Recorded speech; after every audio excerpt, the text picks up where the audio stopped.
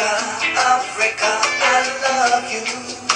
Motherland, Africa, Africa, I love you.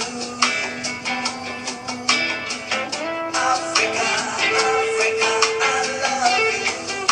Motherland, Africa, Africa, I love you. Africa, Africa, I love you.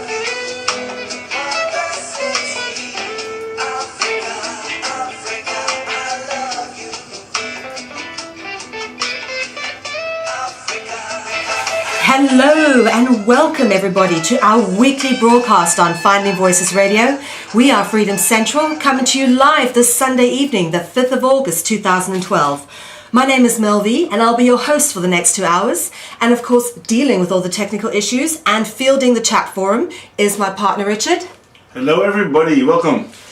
So guys, please join in on the chat forum and feel free to send in any questions you may have, and of course we will try to address them, provided of course we're not covering them at a later stage during the conversation.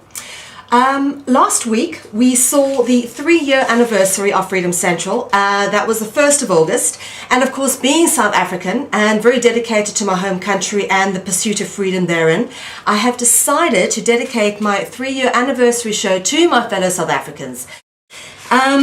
Some of you may of course already know, but for those of you who don't, please feel free to download a free ebook copy of my book, The South African Guide to the Global Conspiracy, Book 1, Light and Dark. It's from my website, and of course that is freedomcentral.info. Just a little reminder to everyone, of course, in South Africa that my book has in fact been suppressed there. My publisher and his family were threatened over the contents, and needless to say, he has now abandoned the project. As far as I know, the books were printed. They are somewhere, but he's not in a position to continue distributing them. So again, please go guys, get a free copy of my book off our website as an ebook and distribute it. I promise you, I will not sue. If anyone wants to copy and distribute it, you're more than welcome to do it. I believe that information is not someone's intellectual property, rather the common heritage of all people of this wonderful planet. So as I said, help yourself and share it far and wide if you can. Tonight, we are delighted to be joined by Scott Cundill of the New Economic Rights Alliance in South Africa. We first became aware of Scott's work when he worked with Michael Tellinger and made history by supporting Tellinger in his battle to basically took the banks to court. And of course, this was all backed by the research and information put together by the New Economic Rights Alliance. And of course, we are delighted to have Scott with us to talk to us about how South Africans go about freeing themselves from the matrix. Scott, thank you for joining us this evening. How are you doing? Good. Not even the dark forces of the internet can stop us from having this conversation. That is so good to hear, Scott. Absolutely. Of course, you know what? I've been a great fan of your work since I started getting your mails regarding the Tellinger case. I really want to hear a little bit first, before we get on to all this very, very interesting information, a little bit about you and your journey, because I can obviously assume it's probably interesting that you've gotten to this point where you're now fighting this fight. Yeah, sure. I don't really know where to start without boring you all to tears. But in terms of understanding the banks, I think that the first time I kind of got a glimpse of what was going on was when I was reading David Icke's book, And the Truth Shall Set You Free. And that was about 15 or 20 years ago. And I'm not sure if you read that book, but he had a section on it on the Federal Reserve Bank. Or on money, I should say. And he talked about the Federal Reserve Bank of America and how he would say, well, you know, the Federal Reserve Bank has got these mysterious rights to print money out of nothing or make money out of nothing using a computer and then charging interest on it. And that stuck with me for years and years and years. And, you know, I've always been, strangely enough, I've always been a capitalist. I've always been an entrepreneur. I've always had my own businesses. But that particular idea resonated with me very strongly. And how is it possible? And was it even possible? And was this true? And what I discovered over the years was that it's not only true, but that's only just the beginning. And it was really that David Icke chapter that started me on this journey. And then really in the last couple of years, I started studying it further and further and really getting into the heart of what's going on in the world. Okay, wow. All right, so, but quite a big jump from that to what you're doing now. Yeah, well, it looks like a big jump. I mean, it's it really, again, it's I've done a lot of interesting things in my time. I mean, I'm involved in an eco village. I'm involved in, like I said, I've really been a capitalist, running my own business, computer software, and I've always been the kind of guy that wanted to make money and really be part of the whole system. It's actually, when we created the New Economic Rights Alliance, which is the non-profit organization which is now suing the banks, it really needed to be, I guess you could say, it really needed to be done properly. And when I say properly, I'm talking about outside of the realm of conspiracy theory. But the reason why it's not such a big jump is because it turns out that half the conspiracy theories, probably more than half of the conspiracy theories involved in banking are in fact true. Yeah. Well, unfortunately, this is one of the unfortunate things is with the word conspiracy has come some unfortunate associations, and people when you just have to say that word and they put off instantly. Well, that's right, and I think it's been it has been a bit of a problem with regards to that, because the whole realm of conspiracy theory really has been in the realm of nutcases and like David Icke would say, and I mentioned David Icke a couple of times. It's by no means I don't necessarily subscribe to all his work, but he used to have a great comment that said, today's nut is tomorrow's oak, which I think is fantastic, especially if you live in South Africa where the word oak has another meaning. Yeah, absolutely. I do know that comment. I've worked with David Icke personally, once here in Amsterdam and in Zurich. We've worked across 3 countries together. And the information he puts out, to be honest with you, a lot of it is absolutely fantastic. But I always encourage people, you've got to make up your own minds. You must take what resonates with you. And the one thing, unfortunately, or I should say fortunately, that resonates with everyone is, no one is really happy paying for what they get, because we're not getting what we're paying for, and we are slaves to the monetary system. So I think let's take it from there, from the most prosaic level that the basic South African can understand. Okay, well, perhaps the best place to start is why we're suing the banks. I mean, that's number one, what we're suing them for. There's been quite a few lawsuits in America that have come out in the last couple of years over the concept of securitization. And I'm not sure how familiar you are with securitization, and I'll talk about it in a little bit more detail just now. But really, there's 3 reasons why we're suing the banks. But in order, the question is, what are we asking the banks for? And it's very important to realize that as a non-profit organization, it's already our duty to kind of give the legislators a run for their money and alter the status quo. So starting the NPO gave us the ability to be able to take on the banks. And what we're suing them for is not money. So we're not asking for compensation at this stage for the various people that have been taken for a ride on the banks.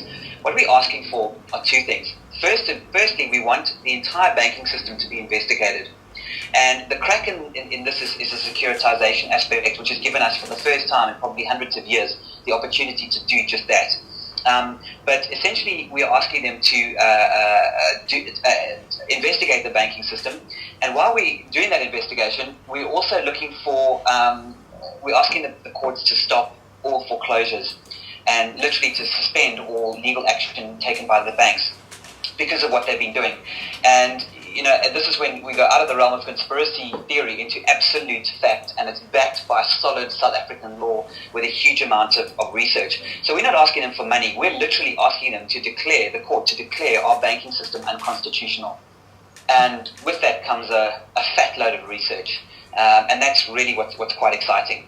And that's then branched into 3 different areas. One is the securitization, one is the fractional reserve banking, and 2 is a little known concept called seniorage, which I can take you through as well. Yes, please, let's hear it all. Okay, well, where do you want me to start? All right, from the first of the 3. All right. Securitization. Securitization. I think it's not a bad, although it's not chronologically in order in terms of how banks create money. I think it's important because it's been in the media a lot. Securitization essentially works like this. If you have a home loan or a credit card or a car loan or anything like that, any type of credit, what the banks are doing is they are not actually loaning money in the ordinary sense of the word. What they're doing is they're taking an entire bundle of your loans and a whole bunch of other people's loans, and they put them, and the bank actually sells them off into another third-party corporate, usually a trust or some form of corporate called a special purpose vehicle or a special purpose entity. Now, what the special purpose entity does is very difficult to find out because it's highly secretive in South Africa. And I'm talking, if you ask your listeners now to go and ask the bank if their credit has been securitized in this manner, the banks just don't get back to you, or they get back to you cryptically. So it's very secretive. Now, what they do is they take these bundles of loans and they give them a credit rating. So, for example, a AAA rating, a B rating, a C rating, etc., etc. And then what they do is they take those loans and then they trade them, or they transfer them again, and then they get put on the stock exchange, and whether they're local or around the world, and then they trade it on the bond markets. Yeah, with securitization, they take your loan. So what is happening now is a lot of people think that they have loans with their bank, but in actual fact, the bank has been paid out for it because those loans have been sold. When I say those loans have been sold, I'm talking about, in several cases, the entire value of those loans, or significant proportion of the value of the loans, including interest, has actually been sold to a third party. Now, those third parties then trade those loans, like cattle on the various stock exchanges.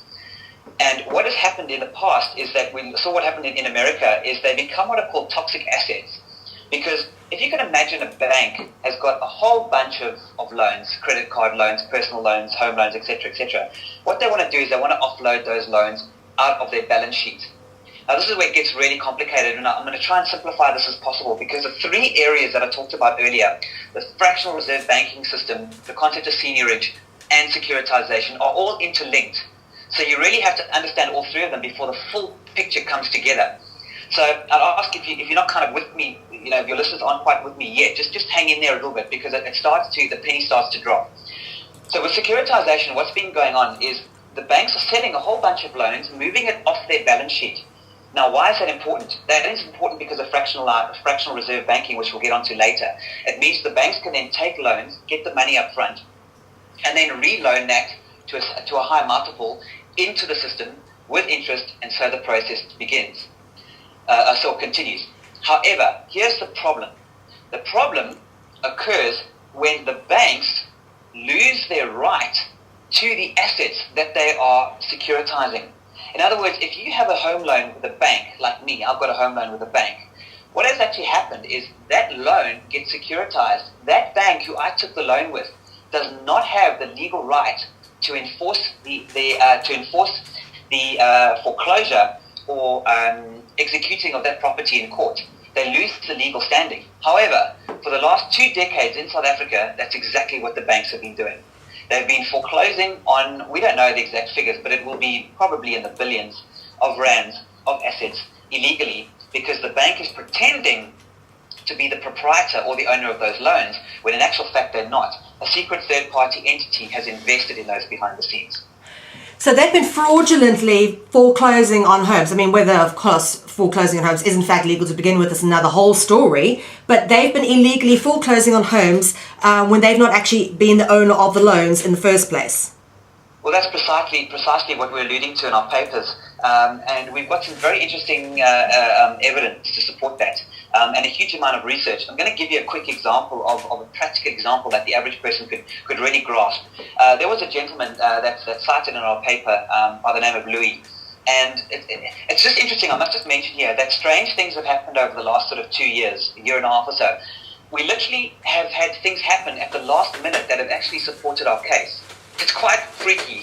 So I know that, I'm sure a lot of your audience talk about, various, maybe there are sort of forces of light or whatever you want to call them, yep, that are supporting us. But I can tell you that there have been some very interesting things that have happened in the last sort of 12 months or so that have literally come right at the right moment to assist us with our case.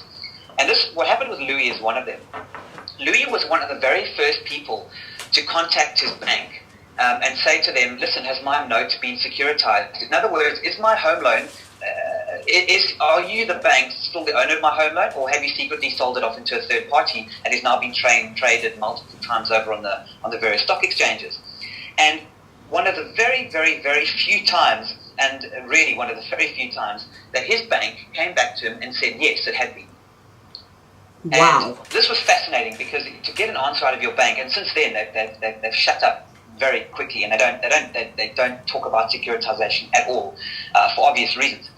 So now what happened with Louis was Louis said, okay, so you've done it. That's interesting. And about I'd have to say several months, possibly a year later, his bank decided to foreclose on Louis for missing however many payments. I'm not sure the exact figures. But anyway, they decided to foreclose on him. And they sent him a summons. And they said, listen, sunshine, come to court because we're going to take your house away. We've got an agreement. And here you go. But what was interesting in this case is Louis said, hang on a second, but I've got a letter here from you saying that you've securitized the loan. Therefore, you should not be foreclosing on me. And lo and behold, the bank withdrew the case against him. Now, you've got to understand, for a bank to withdraw a case against anybody with regards to a foreclosure is like, I mean, it doesn't happen. I mean, it's very, very rare that happens. To withdraw, they'll fight it, and you can fight it, and you defend, and you can keep your house for years sometimes if you fight it legally. But for them to withdraw, that's something you do not see every day. But that's not the full story. Because what happened then is no sooner had they withdrawn, was they then sent him another summons, this time from the special purpose vehicle, or the securitization company, I should say, who has now securitized his loan. Now, we've got all that evidence. So are you seeing what's happening here, Melanie? Of course, yes. Basically, the banks have essentially given us beautiful evidence on a platter that says that if your note has been securitized, they do not have the right to sue for that asset in court. I'm loving this, Scott. So now what's happened with this company that's contacted him? Are they still going to foreclose on him? Well, this is where we're going now, because he's now joined our case, because we have 152 of our members, and a lot of people are joining us as we speak. Actually, we're going to amend the summons to allow a few more to actually join our summons. So he's joined our summons now. So we believe that should stop any future, action against him specifically. I'm talking about Louis now. But what is interesting as well is now that we've shown that there's quite a serious evidence to show that they lose the rights to the asset. And incidentally, we've got letters from the Reserve Bank themselves that says exactly what I'm telling you now. They lose the right to the asset. And as well as other documented South African evidence that shows that they lose the right to that evidence. So we need to start asking the question now is how big is securitization in this country? Because a lot of people will turn around and go, South African securitization market is tiny, it hardly matters. So that's the next question. And that's where... we need to start looking. How big is securitization? Now, in Standard Bank's own words, in an article that they wrote, I think it's actually on their website, the size of the securitization market in South Africa for 2012 is predicted to be 25 billion with a B, 25 billion rand. So this has been going on for 20 years. Now, obviously, it's been growing exponentially since then. So you can get an idea of just how big the securitization market is in this country and get an idea of just how many cases have gone before us where the banks have foreclosed on people and taken their assets away unlawfully. Okay, all right. So now in terms of people who are sitting at home, and this is a lot of South Africans potentially own a home, potentially struggling to pay the bills because things are getting more expensive, taxes are going up, all the story. How do they go about actually tackling the banks? Well, the first thing to do is just ask questions. I mean, it's just the power of a question is just wonderful. Go to your bank and ask them a question. And, we on the New Economic Rights site, and I must find out where to get it for them. But there's a couple of questions that you can ask your bank, and literally just pop them an email and saying, hi there, I've just got a couple of questions for you. First of all, have you securitized my loan? That's question number one. Question number two, did you actually provide me with a lawful loan? What we can get into now, the second aspect, which is fractional reserve banking. Okay. But before we sort of go into details in terms of what they can do, is just ask questions, because if the bank doesn't respond, and remember, the questions will put the bank into a situation where they won't be able to answer. That's when the public can start saying, hang on, something very strange is going on here. So literally ask your bank, say to them, have you securitized? Has my security been traded? Has the bank actually been paid out for my loan? Okay. Let's stop there and go back to then, as you were saying, the fractional reserve bank, the point 2 that you were talking about, so we can get this into context. Okay, with fractional reserve banking, essentially what happens is there's kind of the conventional understanding of fractional reserve banking. Most people don't really understand it anyway, unfortunately, and it's something that everybody should. But then there's kind of what really happens with fractional reserve banking. The idea behind fractional reserve banking is if I'm a bank and I get 1,000 Rand from the reserve bank or as a deposit, wherever, I then take that deposit and I pay interest, a small amount of interest on whoever deposited with their money. But we all know now that, to actually get any interest out of a bank, unless you've got a lot of money in your account, is almost impossible. Because the bank charges and the bank fees and everything like that are so exorbitantly high these days that you don't actually really make a huge amount of money from interest unless it's a lot of money as an investment. So essentially, the bank will take, let's say, 1,000 Rand. And then what they'll do is they'll take a percentage of that 1,000 Rand. For example, if they've got to hold 10% of that, so that's 100 Rand, and then they loan out the other 900, and then that 900 gets deposited into a bank again, and then that 900 gets reloaned again, and then let's say it would be 810 Rand, so that's another 810 Rand loan. That loan gets deposited into another bank, and that bank then loans on the 810 Rand less 10%, and so the process begins. So out of that 1,000 Rand, what you end up with are many times that amount in actual loans. Now, bear in mind that all those loans have interest on them. The question is, where does the interest come to pay on the loans? And I actually show a graph. I actually did a seminar that goes into this in huge details, which is freely available to download for anyone. I showed them a graph in the UK on the difference between the amount of debt in the world and the amount of money in the world to pay off that debt. Because of the interest factor, it's nowhere near possible for the people of the world or of a country or of a city or any particular region to ever pay that debt off. It's impossible because the interest factor, they don't create the money to create the interest. Yeah. So what ends up happening is this perpetual cycle that goes on of what we've called debt slavery. Now, where it gets interesting is when you link this up to securitization. What the banks have done is they sell those off, but they sell the debts of all those loans off to investors, and often those investors are not just people with a lot of money. They are often pension funds, they are often countries. Many municipalities in America bought a lot of these loans, and actually the toxic assets actually went bankrupt because they bought this. What the banks are ending up doing is they are creating these loans out of nothing. And to give you another example, it's really this simple. If I have a 200 Rand note, and I'm a bank, I have the right to go and make 10 photocopies of that note. And I keep the 200 Rand note, and I actually loan the photocopies of that note. In other words, I keep the original 200 Rand. This is what many people don't quite grasp, but it does get a little bit complicated. But essentially what's actually happening is I, as a bank, keep that 200 Rand and then literally create all those 10 loans of 200 Rand each out of thin air, and I charge interest on it.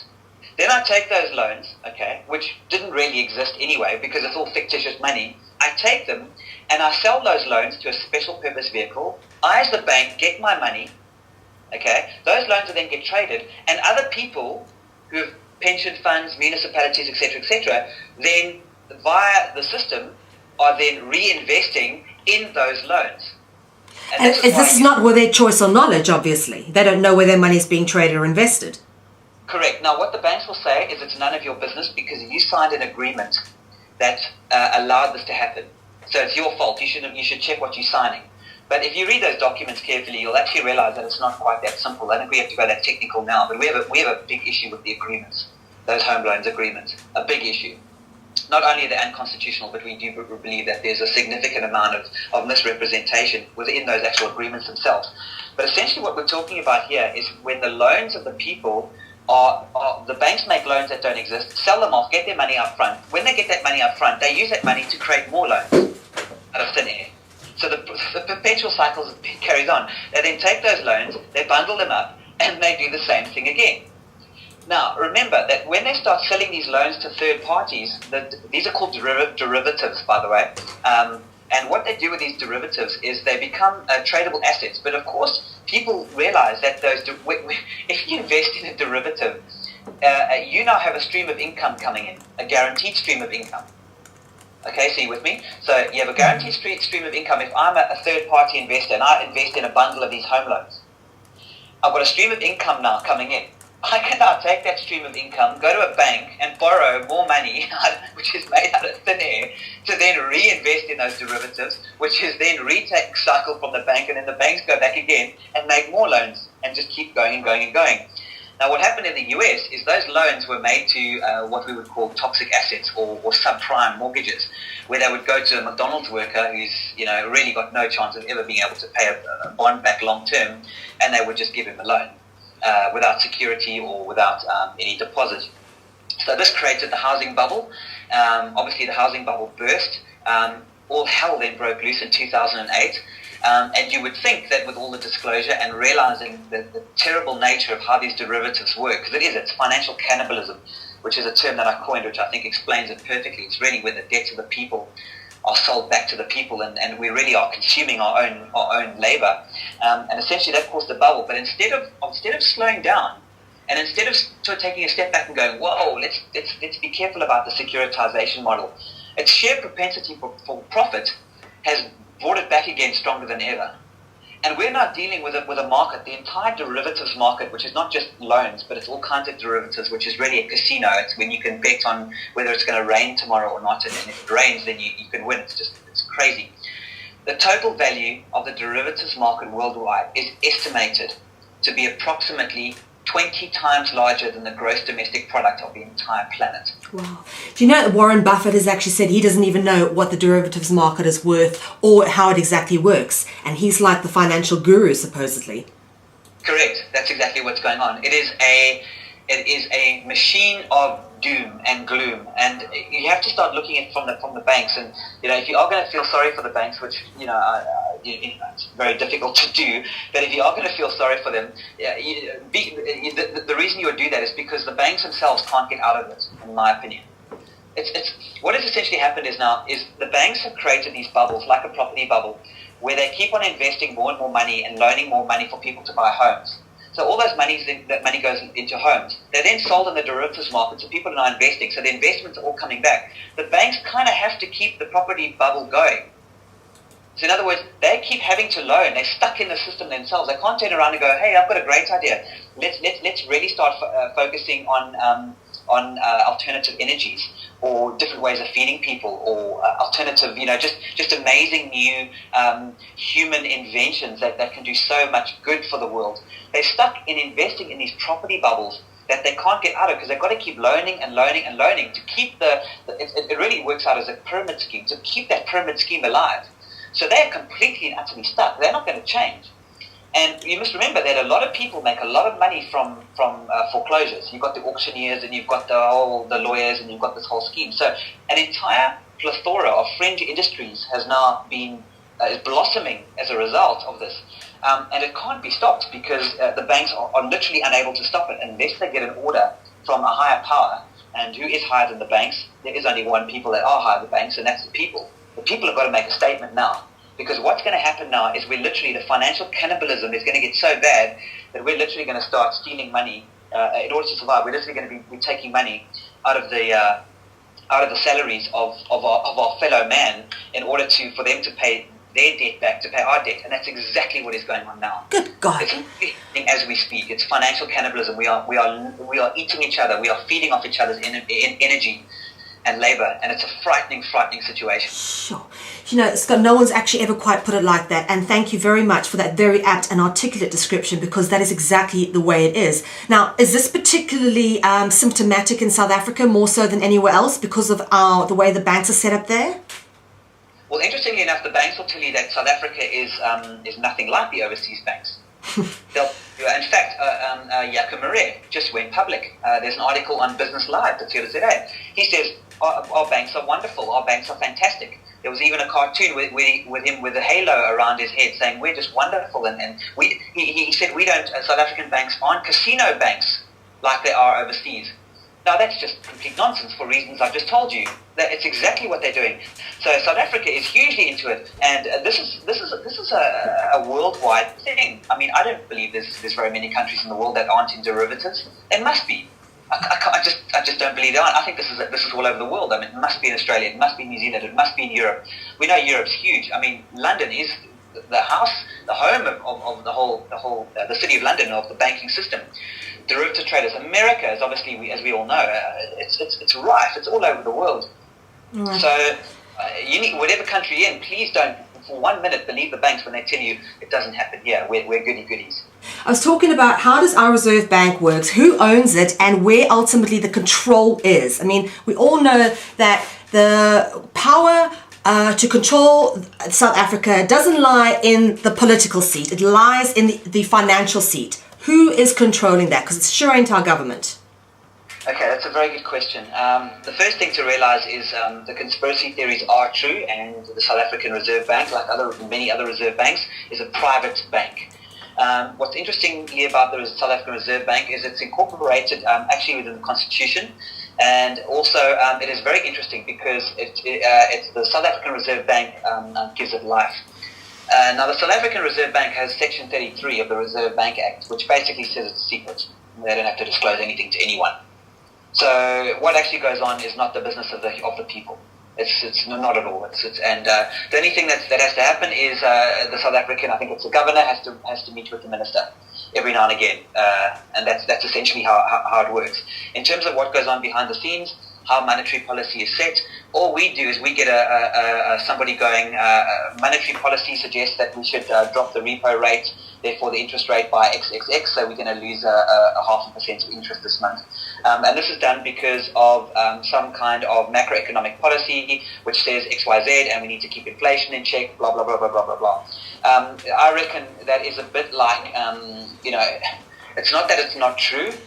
And I often say this to people, what the banks, interestingly enough, the banks don't really lie. Believe it or not, in many cases they actually don't. What they do is they just are very, very, very good at giving highly incomplete statements. And if I can give you an example, which I love giving because this for me explains it so beautifully, is that if when we were at school, we were taught that planets revolve around the sun, and that statement is not true. And you have Jupiter, and Mercury, Venus, Earth, Mars, Jupiter, and they all go around the sun in this elliptical orbit, etc., etc., etc. And that's really what our science is based on, and that's how we taught it, and that's what we think. However, that makes an assumption. That statement that the planets go around the sun, it makes an assumption in order to make it easier to understand. And that assumption is this: the sun is not moving. But of course, as we know, the sun is flying through the universe, around our galaxy, etc., at an extremely high rate. Now, when the sun starts moving around and the planets start moving with it, what we're not talking about is we're not talking about elliptical orbits anymore.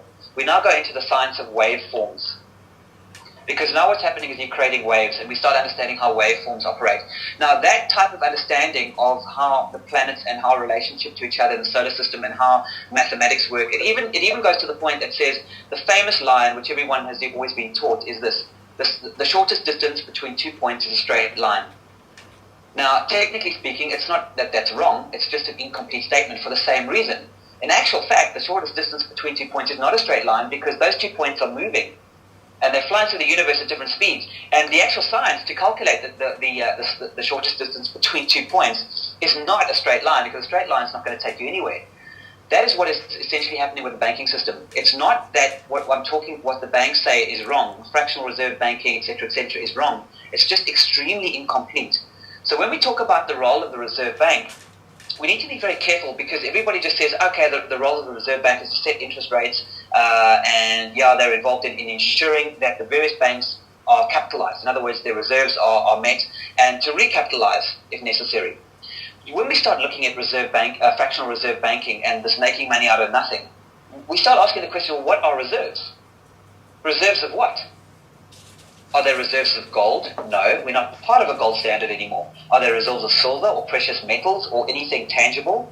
And the answer again is no. So reserves of what? So when a bank has to have a 10% reserve requirement or a 12% reserve requirement, whatever it happens to be, reserves of what? What are we actually talking about here?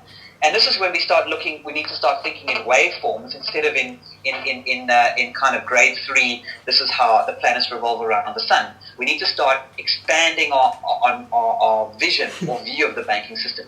And what we start realizing is the role of the Reserve Bank is to push currency, physical notes, into the commercial banks to allow the banks to create this fiat currency, this money out of nothing, to perpetuate a system that will keep an economy alive.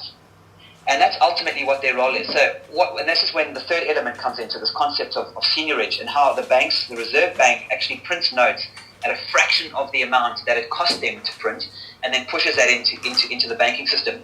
Now, there was a great Australian economist who was one of the few he actually became quite famous because he was able to, predict the financial crash before it happened. And he said beautifully, he says you can't look at it as though banks have to adhere to capital requirements. In other words, you can't look at a bank and say it only has to loan what it's got in reserves, and that reserve sets the lending criteria for banks. He said you can't look at it that way. He said you've got to look at it the other way around. Banks do whatever they want. They loan anything they want to do it. They do it whatever the hell they want. And whenever they need to be recapitalized, then they just pick up their phone to their mates at another bank or to the Reserve Bank and say, listen, we're running a bit short, please top us up. Do you see what I'm getting at, Melanie? The way you look at things and the perception of the way your perception of how a money system works changes when you just look at it differently. And that's essentially what's going on here. You can't look at the system like we've been taught.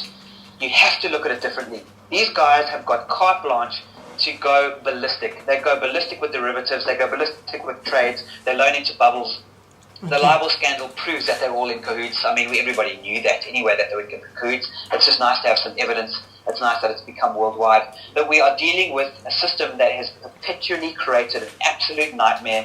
And at the end of the day, the human being, the man on the street, the average worker, is being pressured more and more into delivering his hard-earned labor to pay off a debt that never existed with interest that could never, ever be paid back.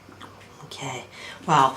Okay. Now let's just look a little bit about the history of the banks. I was wondering, Scott, if you knew sort of how, like our Reserve Bank was brought into being. I think it was just after the First World War. I think it was in 1912.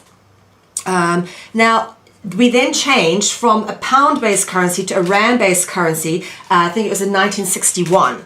Now, when exactly, I mean, were we always a Rothschild-owned bank right from the beginning, and the supposed giving South Africa freedom and independence and a new currency, it didn't free our banks up at all, did it? It actually is always, the bank was always owned, the Reserve Bank's always been owned by the same sort of elements at the very top. We never became free in 1961 with our own currency, did we? Well, no. I mean, if you have a look at it, this is where things get very interesting. I think it was about 1913, actually, that the South African Reserve Bank came into being. And it came into being as one of the first reserve banks in the world, actually. It's one of the, I think it was the fifth or sixth or seventh, somewhere like that. But it was one of the first reserve banks, mainly because of the gold. But essentially, you're absolutely right. But there's other things that have happened. We didn't just go from the pound to the rand. This is important to realize. We went from shall we call it a commodity-backed system, or a gold system, or a system of trading with banknotes, to an IOU system. So essentially, what happens is the way that the Reserve Bank talks to the banks now. It's purely IOUs, which are promises to pay. So this is one thing about currency that very, very few people are starting to understand, but more and more are starting to wake up to it. It's wonderful. They're starting to get this. Money in the bank is not money. It's not even a point system. It's not even how many points you have in the bank account. That's not what money is at all. Money is the promise to pay. So what is essentially the Reserve Bank has the right to do is they have the right to create these IOU notes and trade IOU notes, or promises to pay, with the commercial banks. Those promises to pay with the commercial banks are then create multiples of promises to pay with reserve banking, which are loans. So in other words, if a bank, I used the analogy where if I'm a bank and I've got a 200 Rand note in reserve, I go to the photocopier machine and I make 200 Rand notes, photocopies of those 200 Rand notes, and then lend those out with interest. It actually gets deeper than that, because I'm not actually lending even a photocopy of a 200 Rand note. What I'm doing after I've got that 200 Rand note in my account, well, let's just assume it's in my account right now, what I then do is I can write 10 different 200 promises to pay. So if I go to Melanie Spencer right now and I'm a bank, and I go, hi Melanie, I as a bank promise to pay you 200 Rand. That's money. Yeah. In other words, if I was to get, every month you get a piece of paper that says your bank owes you X amount of money. That's a bank statement. A bank statement is not the amount of money you have in your bank account. It's just a reflection of how much the bank promises to pay you. And that's very interesting, because people obviously assume that they're getting their salary paid into their bank account, that it's that is money that's there. It's something that tangibly, physically exists. Correct, and it doesn't. And it's important to realize that you don't get paid. People do not get paid for their work. The concept of payment does not exist. It was taken off when we moved away from any form of... a payment is when you actually get something tangible that has value, not as opposed to a perceived value, which is purely... and remember, Melanie, you'll find this interesting. The word credit comes from the Latin word meaning to believe, or I believe. Because it's all in the mind. It doesn't exist. Look, I'm not kidding you when I tell you that. The money that you're not getting paid a salary. What you're getting is you're getting a reflection of the bank's promise to owe you a certain amount of money, the promise that could never be fulfilled. And because we're duped to believe that it is really money, we can go and trade that money. But we're not trading money, we're trading promises. And it is only backed, and it's only because the people believe it. That is what gives money its value. It has no intrinsic value whatsoever. Now this is really important because when you realize, you ask me again, I'll go back to your question, what is the role of the Reserve Bank?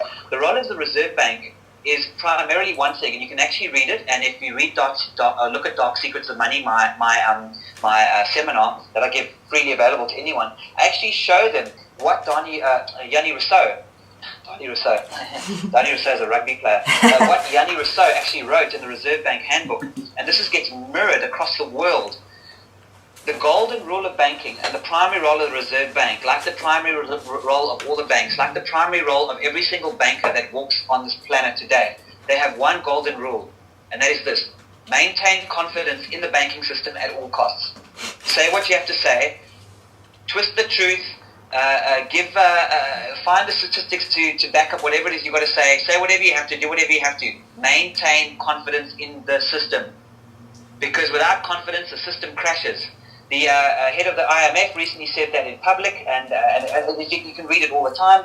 We need to restore confidence, because we're dealing with a system that does not actually exist. It operates purely in the mind.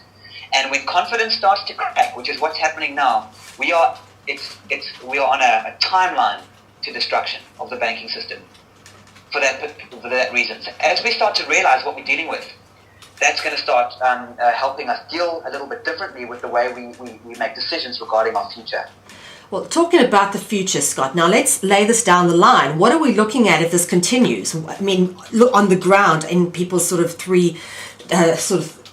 third-dimensional reality. How does, this is going to be homes going? Is this going to be jobs going? What does it actually mean? Well, there are 19.5 million loans in South Africa. Of those, 12 million have been defaulted on. Sorry, say that again for me. There are 19.5 million people in South Africa who have loans or credit of some kind. 12 million of those have defaulted at least once, for one payment. So you asked your question, where are we going with this? You got to ask yourself, is it going to get any better or is it going to be worse? And what does a default actually mean? If somebody is unable to pay, what does that actually mean in terms of the money system, and how does that operate, and how does that affect the way that the banks operate? So you've got to ask the question: is what's going to happen? Well, it's already happening. Okay. We're already getting massive foreclosures. We've got, we deal with them every day. People getting foreclosed, people getting nailed, people losing assets, losing everything because of the fact that they genuinely believe that a lawful loan exists. And the counter-argument to that is very simple, but you can't get something for nothing. You can't get a house for free. You can't get a car for free. You've got to pay for it. You've got to do. And we're saying we don't disagree with that. What I am saying is I just want to know what the definition of payment is, because I've been studying this for 2 years and I still don't know what payment means. I don't understand. I don't know what money means. I've never had a bank tell me when they say we demand payment. What is payment? Tell me, please. I'm hugely interested to know what the word payment means. I mean, it sounds stupid, and it sounds simple, and it sounds argumentative, and it sounds like, I'm a cocky pain in the ass, that I'm just out there to cause crap for various banks so people can't get on with their lives. But it's a fundamental question. Good, Scott. Can I just say to you, money? Absolutely. My brother's a BCom student at Varsity College in Durban, and I actually went along and had a chat to some of the professors, and one of my old English lecturers is now head of the English department there. And I spoke to a bunch of third-year BCom students that had just come out of writing exams, and I actually interviewed some of them, and I said to them, could you give me an accurate definition of money? And these were kids who were graduating to go into the working place. Not one of them actually, it's the stuff we pay for, we used to pay for stuff. That is it, you know. If you ask someone, what is money? Oh, it's what we used to pay for things. That was the answer. No one could give me an accurate definition of what money was from all of those kids who'd spent 3 years of their life learning, supposedly, on how to make money. And I was one of them. I did a BCom. Yeah? I was in the same situation. I was just ready to go out there into the world and, you know, wide-eyed and bushy-tailed and make it happen, you know. And greed is good and lunch is for wimps. That's the whole, you know, the whole mantra. And that's what it was. And it created an amazing culture of high-end trading. Very very smart kids who were pulled into the whole trading markets. And they made a huge amount of money, especially overseas. And it's interesting to see how that worked. But you're absolutely right. What is money? Please tell me. And the other thing is, what is payment?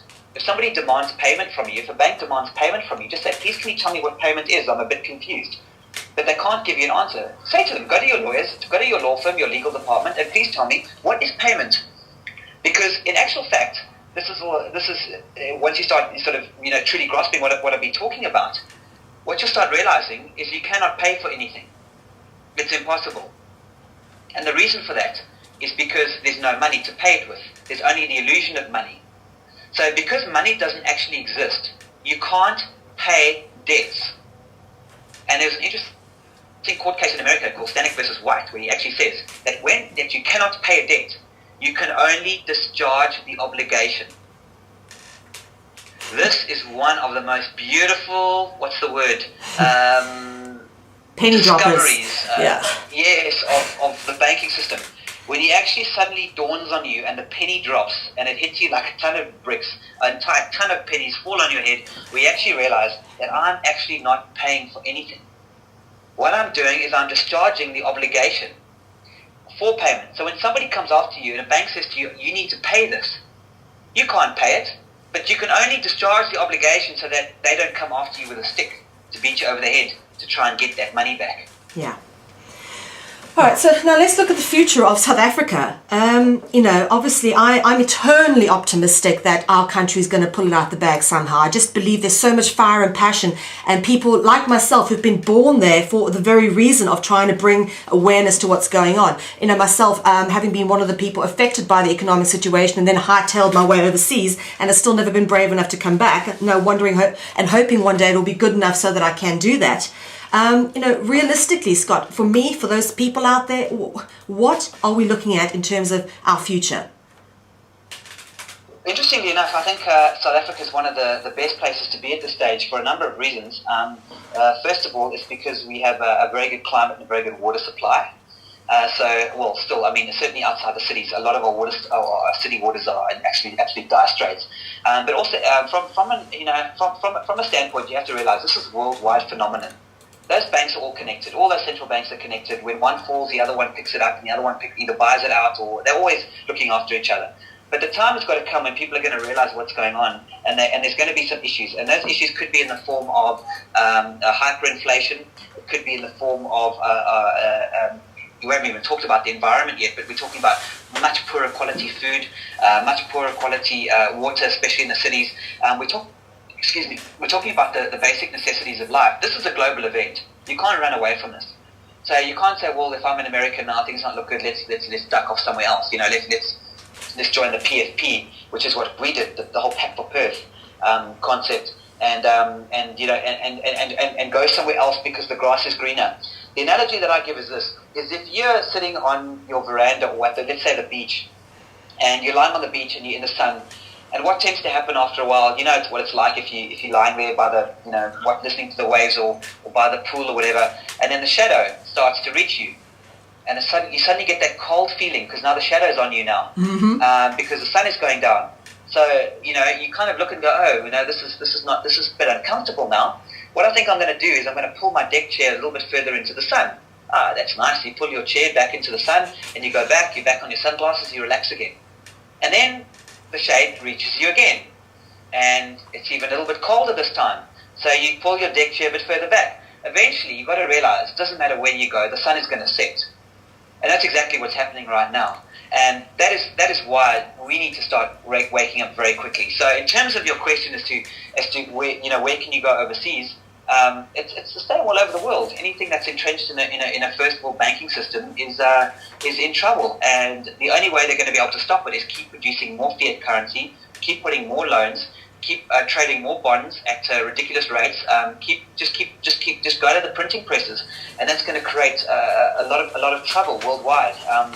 So yeah, I don't believe you can hide from it. I think you can only temporarily get a little bit more sunlight. Tell me, Scott, Nicky Oppenheimer and the Oppenheimer family, do they still own about 80% of the South African economy? Do you know anything about that?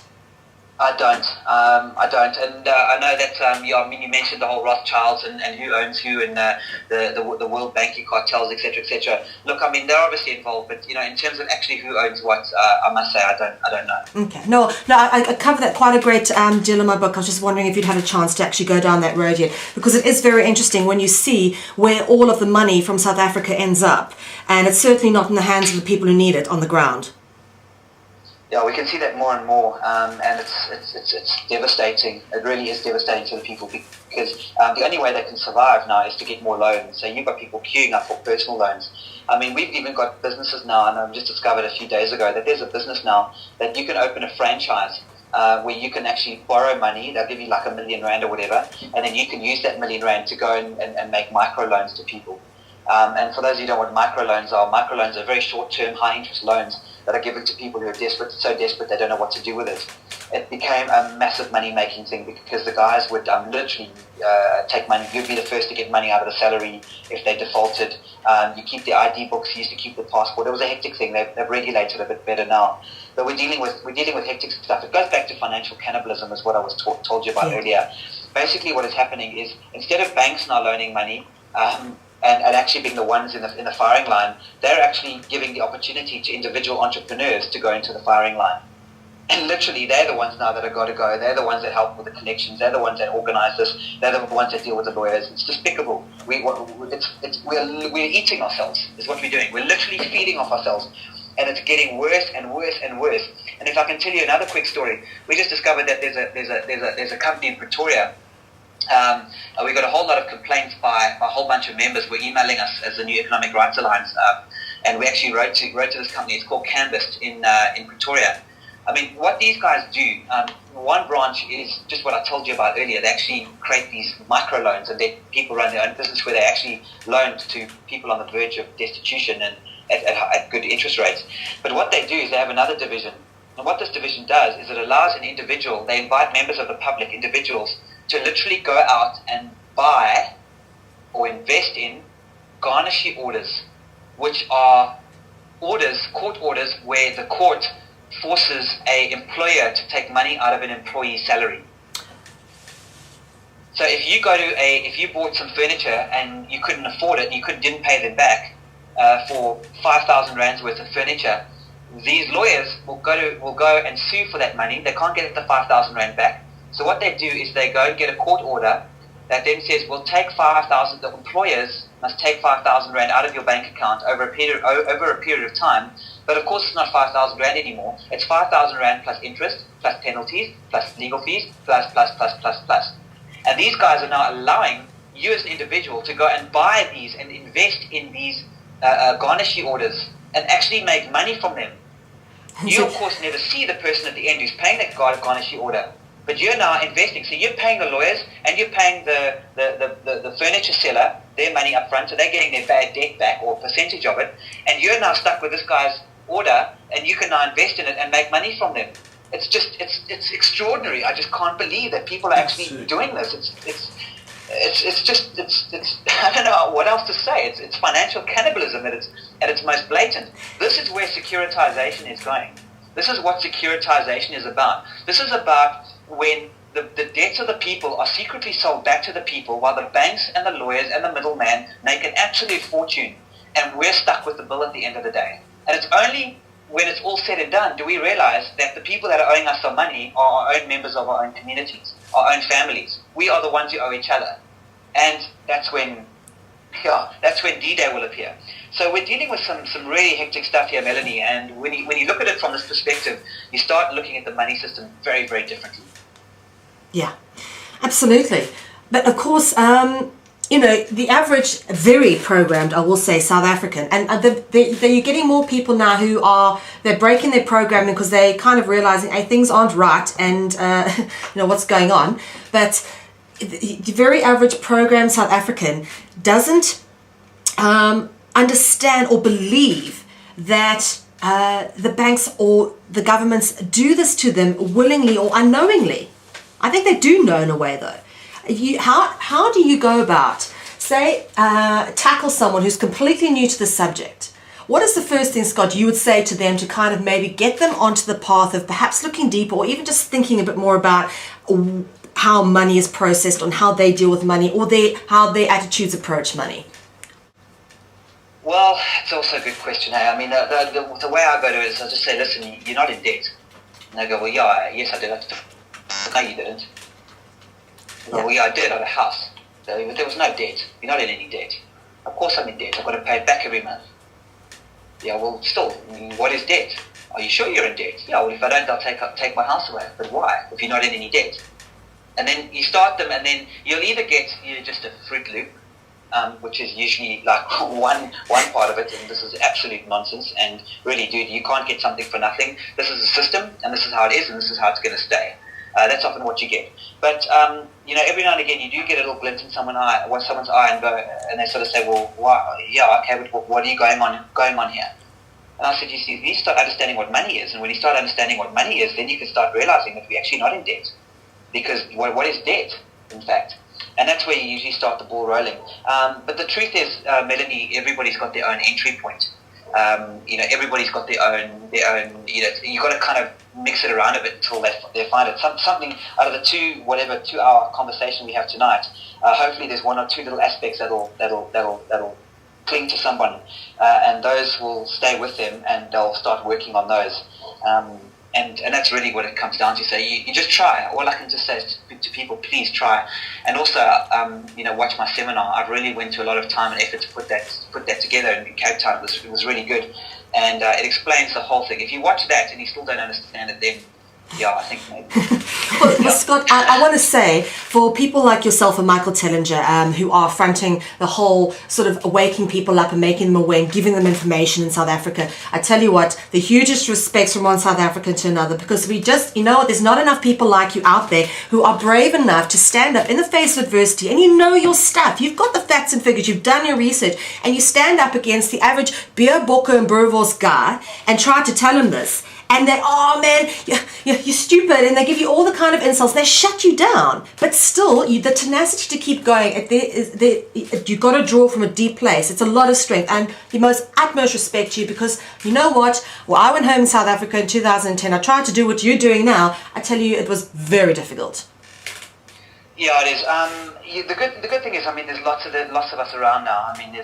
There's a whole team of people, and I wouldn't say it's a team and necessarily everyone's working together, but there are more and more people that are getting onto this. And a huge thanks goes out to all of you guys and girls out there that have really been pushing this and are growing and getting this together. And of course, the late Johan Joubert, who was sadly died about a year and a half ago. When I met him sort of just over 2 years ago. I mean, what he did to sort of help people understand what's going on on a whole new level was just extraordinary. So, it's not just me, it's not just Michael. There's large groups of people, and it's growing all the time. And these guys are really, really getting into it, hey?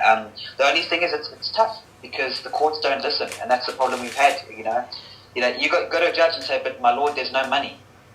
They can't prove there's a debt. Yes, I was going to ask you, these court systems, with all due respect, I have friends going through law school in Stellenbosch or wherever else in Cape Town, and they, my baby brother's 21, he's doing his final year BCom, he's going to do his master's next year, and I keep saying it's a waste of time, but nonetheless, he's got friends who are all doing their law degrees, and they're saying that basically they chop and change the laws as they want to, and how can you actually get a fair trial and put a case across? These kids are actually that are studying law now saying, how can you put a case across convincingly when you don't know from day to day what the law is? Yeah, well, the first thing you've got to realize about about what lawyers are learning is they're not learning the law as such. They're learning how to administer the law. There's a huge difference between the administration of it. Advocates and lawyers, they're out there, they're learning this court rule and that court rule and how to trick the other guy into breaking a rule so you can get a cost order against him, so you can make a few grand here and then this trick this up and then this issue here. It's all a game and it's all about money. Everything is about money that goes on in the court. I've been there personally. The judge pulls out his pen and paper and calculator and works out how much money is owed to this guy. In the Michael Tillinger hearing, the judge said very clearly, he said to Standard Bank, guys, I'm just here to see if this guy owes you money or not. It's all about money. Civil law is all about money, and some would argue criminal too. That's another story. So what is happening in the court system at the moment is that it's all about the administration of the law as opposed to the law. It's very difficult to get new judges to create new law because they don't want to. It's too out there. And remember, most of our law is decades, hundreds of years old, all the precedents. And all that law says that if you don't have a debt, you must pay it, etc., etc., etc. So our legal system is built around the whole concept of the fiat money system. So you're right, it's very, very difficult to get a fair trial. And that's why ultimately this court case is about people more than anything else. We need numbers. Ultimately we need a lot of people to get what we're doing and why we're doing this. Because without the numbers, this will just get... You've touched on a very good point here with saying that the law in South Africa is very old, and it is very much so. The Roman Dutch law, actually, which came from Holland, okay, to South Africa, the Roman Dutch law, actually doesn't even exist in Holland anymore. We now have a different form. It's a French civil law which came into play here. It's just another form of Roman Dutch law. But what people do in South Africa, they say the laws are different there, we're corrupt, we run differently to the rest of the world, you can't see South Africa as what the rest of the world is doing. And my argument is no, I see South Africa as a testing ground because it's such an extreme example of what's going on in the rest of the world, which is why with the work that I do, I try and draw so much attention to South Africa for people to have a look at. In various, as you touched on earlier, areas of the conspiracy, you can see the most extreme examples of what happens if, evil people are allowed to get away with doing what they're doing and us good people stand around doing nothing. Yeah, no, I hear exactly what you're saying, and yeah, so it is an interesting place. But in regards to Roman Dutch law and understanding of where our law comes from, it is, as Michael Tillinger would say, deeply convoluted. And essentially, what you've got to realize though is when you're dealing with what I guess you could call it civil law, but let's call it when you talk about banking law, let's talk about banks and money lending. There's nothing Roman Dutch about this at all. Yeah. This is pure straight from the Brits. This is from my going back to my heritage. We're talking about. You remember that. And if there's one area of law which very, very, very few law students know, and very few lawyers know, and even not too many judges either, is the law of negotiable instruments. What is a negotiable instrument, and how do negotiable instruments work? And the negotiable instruments are essentially money, and how negotiable instruments transfer through the system is how money works. Now, the Negotiable Instruments Bills of Exchange Act, which governs the negotiable instruments, is almost identical to the UK, to the one in the UK, which is almost identical to the Bills of Exchange Act in Canada, which is almost identical to the Bills of Exchange Act in Australia and India and just about every other country in the world. So what we're looking at here is it doesn't matter if it's Roman, Dutch, Chinese, whatever. Ultimately, what's happened is the imperialism of the understanding of the capitalist structure and how money is moved through the banking system comes from the British law, and it's governed by negotiable instruments. And when you start to understand how negotiable instruments work, then your whole perspective once again starts to change. Because those promises to pay that I talked about earlier, the fact is that a bank doesn't have money. It only has a promise to pay money. Those promises to pay are governed in the Bills of Exchange Act as negotiable instruments. It gets really, really interesting when you look at that. So in terms of, to answer your question, please don't think that South Africa, when it comes to banking law, has got anything like Roman Dutch law. You can look at the area of contract, which gets interesting. Maybe you want to talk about that just now and how contract law is viewed in this country, because that is important. But in terms of how the banking system works, it's all it's all the same around the world. One thing I can mention in terms of the Roman Dutch law and how common law works, and again, I'm not an expert in this, but you need to realize, why are the courts so clever, should I say, and so barbaric in the way that they approach trials, and why is it so difficult to win in court? And in South Africa, the answer to that is very simple. The contract in our law is king. The contract is everything. And this is actually the same in what I believe, what my research indicates, the same all over the world. It's all about contract. Where is the contract? Has the contract been amended? Could it be amended in this courtroom while we stand here? Are you even aware that the contract has been amended? Do you need to be aware the contract has been amended? And what is actually going on? Now, what happens in court, and this has happened to me, is the contract has actually been amended in the courtroom while you're up in front of the judge. So there's a contract that's created in the courtroom. And that contract is different to what was originally negotiated on. It gets really, really interesting about how it works. And it works on the concept of ratification. A practical example, because I know you want to know how South Africans can understand this better. A practical example is this. If a debt is more than 3 years old, it's prescribed. You can't collect on it anymore. However, if they can trick you into signing an acknowledgement of debt, then that is no longer prescribed, and now you have a valid debt. So what banks and these companies are doing is they're selling all this bad debt that's more than 3 years old to these debt collecting agencies. The debt collecting agencies then contact all the different people, and they try to convince the people to contract a new debt. An example of how they do that is they say, listen, according to this, you owe 3,000 Rand because you purchased a dining room or a chair 5 years ago.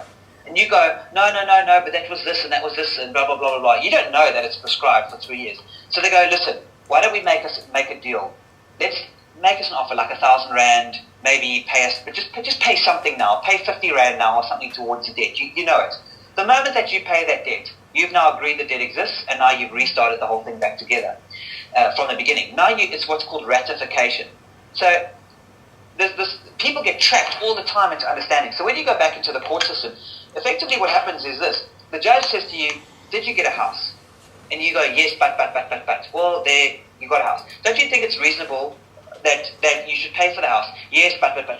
Did you borrow money from the bank? Yes, but. You're digging yourself into a hole. You can't win. You're reinforcing, you're ratifying the agreement that is taking place in there that says you owe money. And the moment that you admit that you've got a debt, then it's very difficult to get out of it.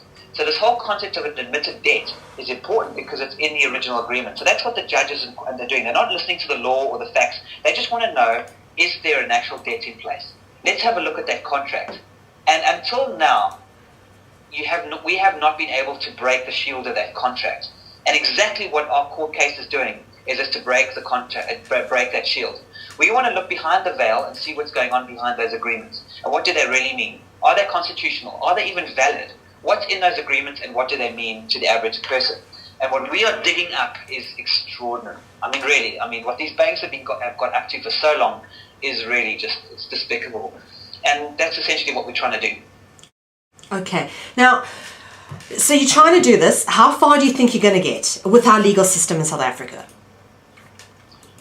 Well, luckily, I think we're actually going to get quite far. And the reason for that, that's not necessarily saying we're going to win or not. Yeah. But I think we're going to get reasonably far is because of the approach.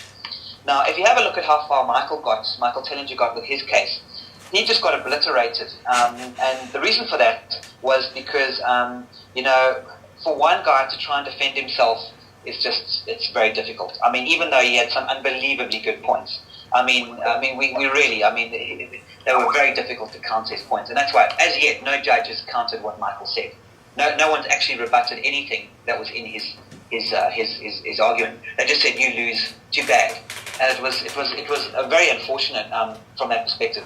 Also, Michael was a defendant. He was defending himself, which is never a good position to be in because you automatically look like you're trying to get something for free.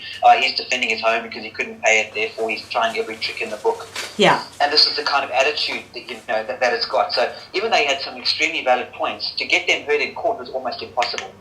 However, what we're doing as a New Economic Rights Alliance is we are a duly registered non-profit organization. Now, our duty is to take these things to court and to have them heard. And we have people behind us. So we've got 150 formal members who have joined and 115,000 who are supporting this case and growing every day. The more and more people support us, the more we realize that, say, hang on a second, this needs to get heard. Now, we are the ones that are summoning the banks. The bank is on the defense this time. So they have now got to respond to our allegations. And we, by hook or by crook, our goal is to set this down for trial. And we want the trial heard on its merits. and we want this trial heard properly. So we think we're going to get quite far purely on the basis of the fact that we're an NPO and that we have numbers behind us, and that we are the ones that are taking action against the banks, and we're not just defending. Okay, so what level are you taking this to in terms of, is this like an in terms of courts, so people can understand this? It's going to the High Court, the Johannesburg High Court. Okay. Our constitution, I think it's section 100 and something, 62, 72, sorry, I can't remember, basically allows the High Court to hear an issue of constitutionality. So our court case is really about the Constitution and the fact that the banks are breaching the Constitution, and that this is just clearly just not on. So we're going to the Johannesburg High Court. Depending on what happens with the High Court, we then have got other options, either to the Supreme Court of Appeal, and we can appeal it from there, or alternatively go to the Constitutional Court. What may happen is the judges might just look at this and go, whoa, this is too big for me, this has got to go to the Constitutional Court, which is where we wanted to go all along. We wanted to go there with Michael Tellinger and support him in his case to the Constitutional Court. Unfortunately, that didn't work out. For reasons we'll never know, because they never told us. But eventually, we'll look to take this as high as possible, and do whatever we can to get it heard. Yeah. And we think we've got a pretty good chance, especially on the securitization issue. All right. So, all right. Let's theoretically and hopefully say we get this to as far as you want to get it. What ultimately is your hope for the outcome? Well, it would be really nice for the High Court or the Constitutional Court to turn around and say, you know what, what's been going on here is against the Constitution. However, more facts are needed, more research is needed, and in order to get that information, which the people of South Africa duly deserve and are entitled to, we need to do a full investigation into the money lending and banking system in this country. And they need to disclose, no more secrecy. Tell us what's going on. Give us transparency in banking so we can understand how we can create a solution to this. This secrecy has got to end. It's top secret. You can't find out anything about what's going on behind the scenes. And it's nonsense. The people have a right to know this information, so tell us. And if it's as bad as we think it is, which is pretty terrible, in fact it's probably far worse than we even think it is, so be it. But at least give us a chance to do something about it with the full facts and knowledge on the plate. Okay, that's all very good and well. Now, let me put this to you, Scott. I really support your efforts. As you know, I'm 100% behind you. I'm getting obviously getting people here the pessimistic view, which is, we've had something before, such as the Truth and Reconciliation Commission, which happened at the end of apartheid. And to be honest with you, down the line, 20 years down the line, we're really not any better off than we were. In fact, we're probably a lot worse off. Yes, they come out, they disclose all their secrets. We know all the dirty laundry. What then? There's still kids who who are hungry, who aren't able to live in a home with electricity, who can't afford to pay their bills. Let's take it from there. How do we move forward from there? Well, remember, we learned something very important from those things. First of all, we did learn that the truth can come out. That's an important step. Yes. And that's very important. And I think that's something that we need to know. We've proven that the truth can come out. However difficult that truth may be, it can come out. That's the first thing. The second thing we learned was that the reason for the poverty and starvation and massive unemployment, etc., in this country is not due to political motives as we first thought it was. Clearly, it's not. So we've got to look elsewhere, and where we've got to start looking is the banking system. Mm-hmm. Ultimately, that's where it's coming from. So I think the banks have done a very, very good job at diverting attention away from them and putting it onto whatever government happens to be on at the time. And no one does that better than the Yanks. The Americans. No, I mean this with great love and respect. They've just been there, and yeah, it's hot and cold over there. I mean, you get people who are so alive and so awake and so ready to go, and so many. And on the other hand, you just got people that just don't know just don't know what's going on. But the point is, it's the same everywhere. Yes. But the very important thing that came out of America is the truth about banking is coming out of there. Yeah. And that has now, from the crash, from the whole issue with regards to derivatives and the movies that are being made with top top American actors. Movies like Margin Call, and there was another one as well. But there's a couple of them, and the one that Matt Damon narrated, which is called Inside Job. Brilliant movies that explain what's going on. So out of America came the truth, at least the start into the truth about banking. Obviously, that then moved into Europe, and now the truth about the Europe banking system is coming in because Europe's falling apart, which is just, it's almost a joke. If there weren't so many people falling apart and lives of just absolute misery and suffering, if you look at it for what it is, it's an embarrassment. It really is, in the way that these guys and these bankers have operated, and that's why Iceland did a good job by kicking their bankers out of there, for the majority, and do something about it there, and it's thriving now. The Europeans aren't. They are clinging onto this system with everything they've got. So again, to get back to your question, we've learned that the truth can come out. We've learned that people maybe can handle the truth, and we've learned where the problems aren't. So maybe the next step into understanding what's happening with the banking system, maybe we are starting to look at the heart of the problem, and maybe we're starting to understand where the system is really at fault. And we're starting to realize what's, in terms of, why people have been enslaved like this. So that's why I'm really dedicated to bringing transparency to banking, to reveal the truth about what's going on. Absolutely, as are we, Scott. And we've been doing this now, as I said, it's our anniversary show, officially as Freedom Central for 3 years. But I mean, the research goes on far further back. You don't just one day start. Thanks. And you know what? It's been a tough journey, and one of the most beautiful things about what we've done, but it's not easy doing what we do, is the whole discovery of truth. And sometimes I do question, because we come up against a lot of obstacles and people trying to take us down, and I ask myself, is it worth it? And when I look back, the discovery of truth has just been such a wonderful journey for me that I encourage absolutely anybody to start digging, do a little bit of research, do a bit of reading. And you know what? Once you get past that first initial understanding of how things work, I reckon you just get sucked in.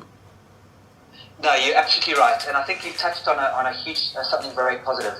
6 months ago, we would go and we'd sit in a meeting with a group, particular council or whatever it happens to be, whether it's another NPO or some form of commission or whatever. And we'd sit with them and we'd sit back to them and they'd say, "Well, what's your problem?" And we'd say to them, "Well, we have an issue because the banks are making money out of nothing, charging interest on it to the people, and then foreclosing on assets illegally, because not only have they created this money out of nothing and charged interest on it, but it's also been securitized, and therefore they don't have any rights to the asset." And they just look at you like crazy, and literally you've got to we spent an hour just trying to explain to them that when a bank makes a loan, that entire amount of money that is a loan didn't exist until the loan was made. So if you go to your bank and say, "Please prove to me that," most people believe that a loan is a transfer, that money got transferred out of the bank's account, wherever, this huge pot of money, wherever, into your account. That's what a loan is. That's not what a loan is. The loan appeared in the account. The money didn't exist before you took that loan out. It's a hugely difficult thing. And you mentioned a point earlier. This is not difficult stuff to understand. What I'm talking about here today is actually not that complicated. You might have to sit down and go through it a little bit. It's not that it's difficult to understand. The problem is that people don't believe it when they're told it. They literally do not believe that the banks. I've all my life I've been to a bank. This is how it's been working. They're my friends. I know the bank manager. This is not. I go on a loan. I must pay it back. I was taught to pay my debts. That's what I was supposed to do. This is really important. I was brought up that way. Whatever religion I believe in says to me, we should always look after our debts. We must pay it off. So for them to try and break out of this understanding that not only does no debt exist, but you being traded like cattle on the various stock markets around the world, that you are being laughed at and mocked to death by groups of extraordinarily wealthy people. It's just too much for a lot of people to handle. But I can tell you this, what used to take us months to explain now only takes us days. Fantastic. That's awesome to hear. Very, very positive. And on that note, I will just say, I have the most extreme example. I come from a family that's very entrenched in their monetary beliefs because they've profited from the property market during the boom. And, the question that always comes, and it's the most basic thing when I say to people, money doesn't exist, they don't have the right to take it home, blah, blah, blah. But people say, but you need money to buy a house. Yeah, and it's again, I go back, yes, the planets do revolve around the sun. Yeah. You can't, they do, yes, that's right. You do need money to buy a house. Well, again, when you interview Michael again, Michael Tenenjohn and his Ubuntu party, he'll give you some different ideas about that. Do we actually need money? But let's just say up until now, we have to look at it and say you need money as a currency, you need to trade. We need to do this. Yes, that's true. Yes, and in the past you have. Right now in this system, if you want to go and buy a house, you need to have money. Unfortunately, you're not buying anything because you can't pay for anything because there's no actual money. So if you think just because you've got a title deed that you own your property, you need to start understanding how the system really works. Because chances are you do not have all the full rights to your property like you think you do, even if it's fully paid off. That's interesting, Scott. I think people need to realize. Can you go into that more, because that is a big thing that we get lots of questions about. Could you just go into that in a bit more detail? Okay, well, the first thing is to realize is that, again, let's go back to this legal premise. And the legal premise is that the contract is king. So we've got to start asking questions about where is the original contract. Now, it can get really out there and wacky and wild, which I might just touch on in a minute. Yeah. Obviously, with the usual preemptive caveats, or just letting people know that when we start talking about that stuff, it's really, really important to realize that from a new economic rights alliance standpoint, we stay away from what we call the conspiracy theory stuff. We do this properly within South African law. We are doing everything we can to play by the rules, etc., etc. So when we start delving into the more speculative stuff, it's important for people to understand that when I go into this, it's just for interest's sake, and you can go into and study it yourself. But the point is this, and this is less speculative. This is more in line with the thinking, is that what actually happens in agreements, especially loan agreements, and with regards to the concept of a title of a property. Yes. What is ownership? You sort of start asking that question. And is it possible that you had accidentally signed something in an agreement which gave somebody else the right to your property should a particular event occur? Because remember, what you're doing with a loan, hey, and again, a lot of people listen to this and go, oh, this is where Scott now, really now, and it just doesn't work this way. But please, just stay with me on this, because you need to think of this almost hypothetically. When you sign a home loan agreement, when you first get that agreement, you sign a power of attorney for another attorney to sign documents on your behalf, usually a mortgage bond or the original security that is actually underlying the ownership or the right to your house. There's no such thing as ownership. There's only the right to a particular piece of property. So ownership went out with the fiat currency. So instead of owning something, you can only have the rights to it. And whoever's got the rights to it is then entitled to a portion of it. So what is essentially happening with this is that it is very possible that because of the securitization process, your rights were ceded and then sold to various parties that could theoretically still have a right to your property, even if it's fully paid off. It's frightening, but it's very possible. We need to realize what these banks are doing, Melanie. Seriously, there are documents that have been signed on your behalf, and we don't have a clue what they are. Let me ask you something. We don't know what those rights are. Oh, sorry, Scott. Let me just ask you something here. So, if someone has totally paid off their house, what circumstances need to be? You said obviously within the contract that they said that if certain circumstances happen, then they can take a house. If the house is fully paid off, what circumstances have to happen? Are we looking at something like martial law before they can take your home? What are we looking at here? Well, remember, it comes down to the agreement. So you wouldn't need martial law at all. They would just go and they would essentially just go and get a court order and to say, listen, we've got the rights to this property. Now, of course, it's unlikely that a court's going to say, well, hang on a second, it's been fully paid off. Why do you have the rights to it? But the same legal principle that allows the banks to securitize is the same legal principle that says, well, those rights to those assets are being foreclosed. Now, this is when you go into securitization. If a bank sells 100 different loans into a bundle, those bundles are now, all those loans are pooled together. They become a single security. They don't become 100 loans anymore. They become one security with a separate security number. Sometimes they're broken into different tranches, and those what are called tranches, and those tranches have individual numbers. The point that I'm trying to make is this. The individual loan is gone. So if the individual loan is gone, where is the security for that particular loan? And is it theoretically possible that the security for your loan is now mixed into this pool and could therefore be responsible for putting security against the debts of that whole pool. Are you with me on that? Yes. So the way that banks have got around this, and they'll say, no, that'll never, ever happen because of blah, blah, blah, blah. And one of the main reasons they'll say it'll never happen is because it's insured. That pool is insured. Now remember, if I have a glass of fresh water, which is my home loan, and I take that glass of fresh water and I throw it into a fish pond, which has got a whole lot of other loans, I can't get that fresh water back. Yeah. So the security that now securitized was the security for that fresh water. Even if my fresh water home was now paid off, technically speaking, that loan was never paid off. It doesn't exist anymore as a single loan. It's still part of other loans that could go bad, is what you're saying. Yes, and what's happening at the moment, and the way that the various in other areas of what's happening, and the way the courts are able to do that, is that what they'll do is they'll just find another way to liquidate you. So they'll essentially say, okay, we paid off this house, but we'll find some other debt you've got lying around somewhere, or some other obligation somewhere, and if you don't pay that, then we'll just liquidate you. And we'll sequestrate you, and we'll basically carve up all your assets. And believe you me, this is happening all the time.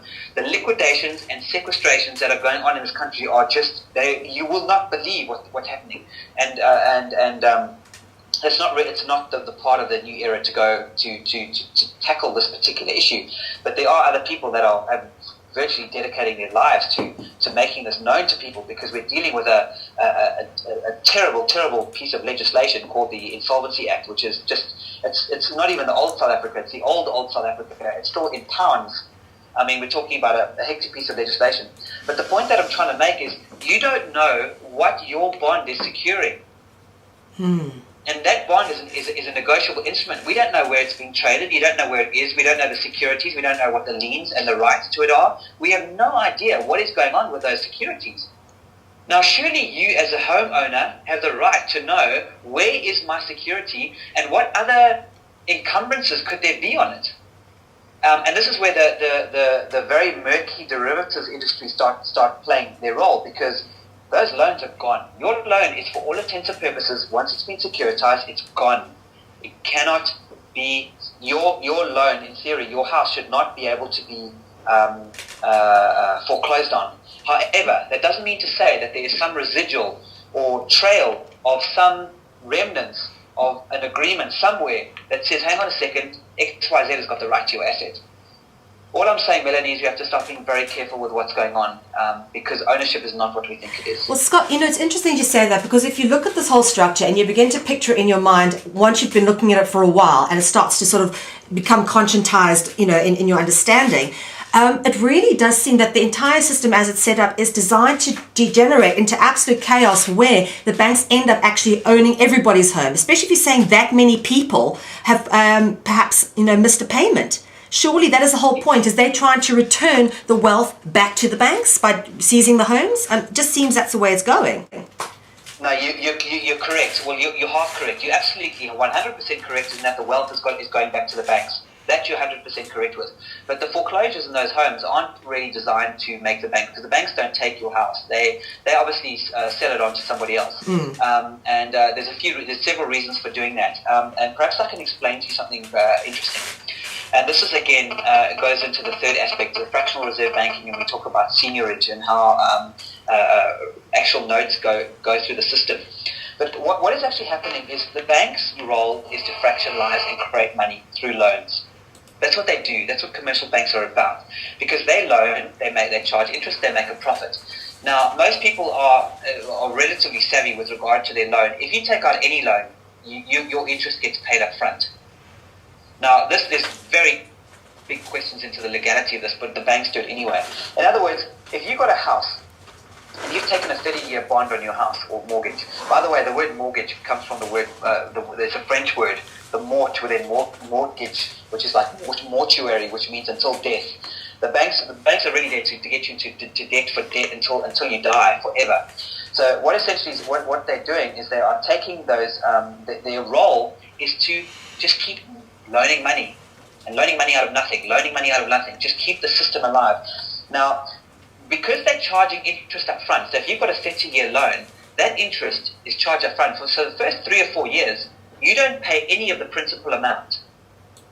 You're only paying interest for the first few years. So if you've been paying your house for 5 years, your loan is the same size as it was when you started. And in actual fact, with credit cards and other debts and overdrafts and things, there's countless examples where the debt, after being paid off for a couple of years or months or whatever it happens to be, is actually higher than it was when it started. That is because the banks want their interest first. Now, why do banks want their interest first? The banks want their interest first because only the interest portion is fractionalizable. In other words, they can only fractionalize the interest portion. That's their profit. That's their money that they can use to create more and more loans.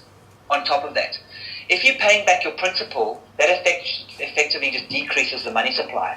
So a loan will increase the money supply, brand new money created. When you pay it back, it goes back into a black hole, and it decreases the money supply. It's a set-off, it's a balance. However, if the banks get the interest up front, they can take that money and create more loans.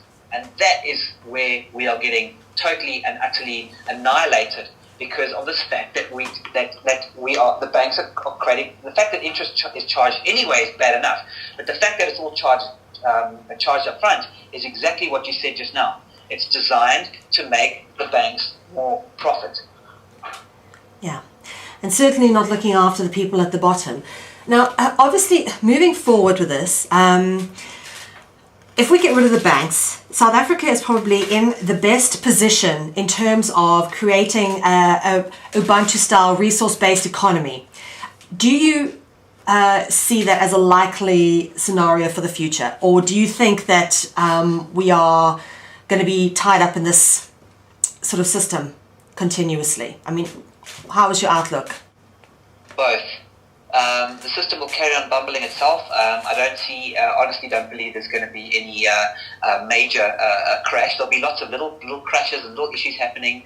That's just part of the course, and those are going to get worse and worse. They'll continue to cling onto the system for another couple of years. I don't know how long. It certainly won't be a lifetime. There's just no ways. That's why it's within the next few years something major is going to change. It has to, but it's not going to. I don't believe there's going to be this massive financial crash that everyone talks about. And the reason for that is I don't believe that a financial system can crash because it doesn't exist. How can something that doesn't exist crash? It's all about perception. So you have a stock market crash and you have this crash and you have that crash. It's not really a crash. It's just more of it's either a mist that or a fog that goes in where you can't see what's going on, or the reverse happens and it's going to be like a mist or a fog that gets lifted and people can now start seeing the truth.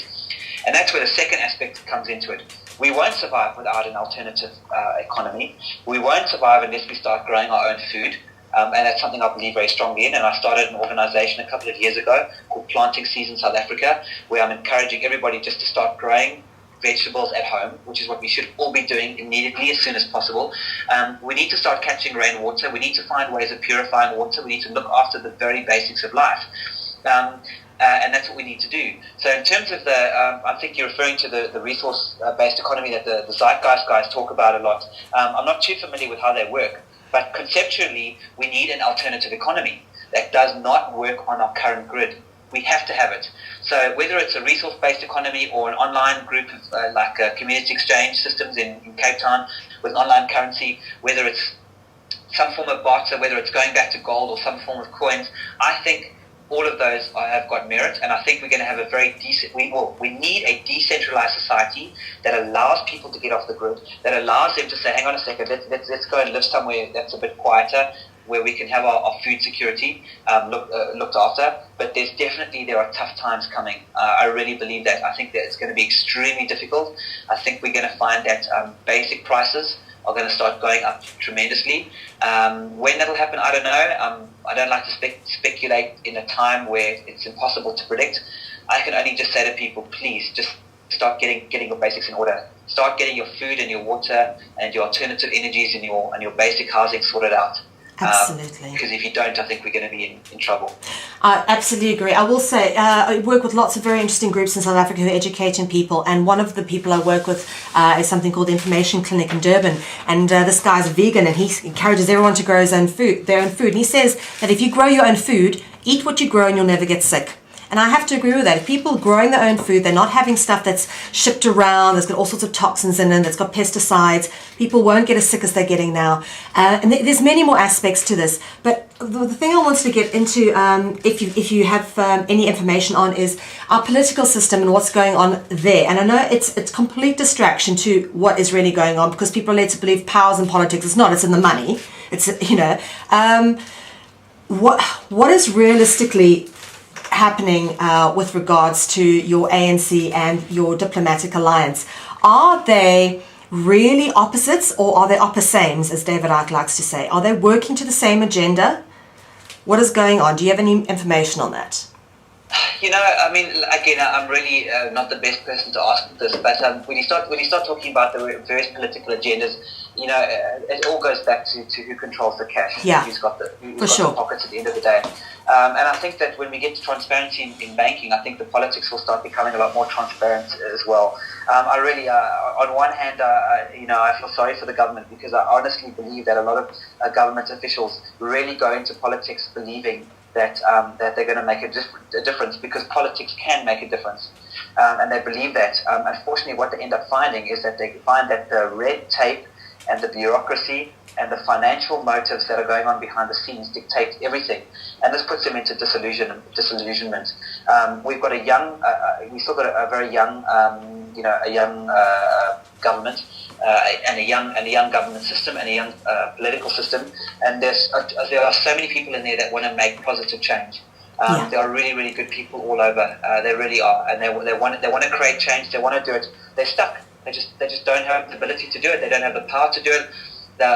Because they realize, whether they realize it or not, at some stage the penny drops, and they say that it's not where the money is. And I'll go back to that again now. There was supposedly a quote by Mayor Rothschild, who said that give me control of a country's money, and I care not who makes its laws. Yep. It's all about money. It doesn't matter which political party you vote for. It doesn't matter what it comes down to. Whoever controls the money will ultimately control the legislation. And the people who control our money, are they from within our country? That's a good question, hey?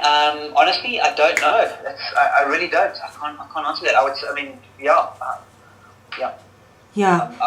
don't even want to speculate.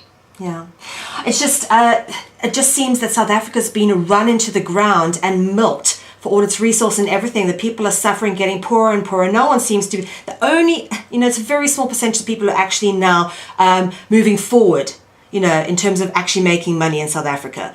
It's a very small percentage.